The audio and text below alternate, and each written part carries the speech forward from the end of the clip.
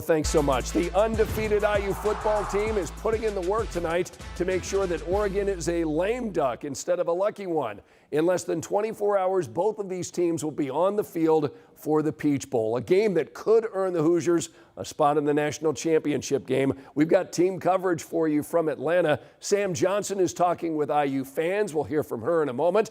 But let's begin tonight with Dom and Eli, who are looking ahead to tomorrow's critical clash. Guys? Good evening and welcome to Mercedes-Benz Stadium, Atlanta, Georgia, the site of the Peach Bowl, the college football playoff semifinal between IU and Oregon. We're less than 24 hours away now for this rematch. The winner goes to the national title. We've talked about it.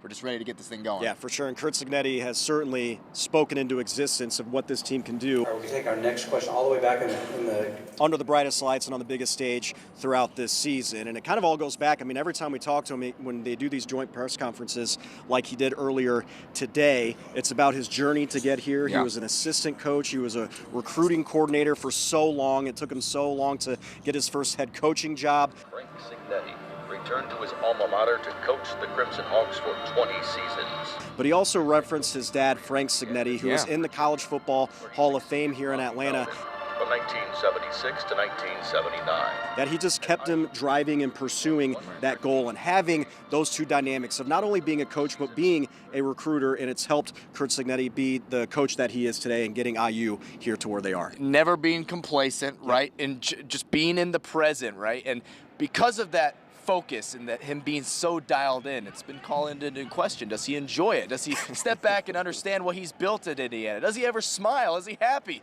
He was asked about that during the press conference. Take a listen. This is awesome. I mean, there's a lot of times I am happy, I just don't show I'm happy. And if I'm going to ask my players, right, to play the first game, first play, to play 150 the same regardless of the competitive circumstances, then I can't be seen on the sideline, right, high-fiving people and celebrating, or what's going to happen, right? What's the effect going to be, right? So that's why I am like I am during the game. I'll smile and celebrate later in the coaches' room with the coaches, you know, maybe have a beer. Of course, in the playoffs, you got to do 9 or 10 different press conferences after the game. So that's about an hour and a half later. You know, people ask, do you ever get to enjoy this? And last week I asked Jeff Cake, I said, we just won the game, and I got 10 press conferences I got to do after the game. When am I going to enjoy this? So, no, I do smile, and I am happy at times.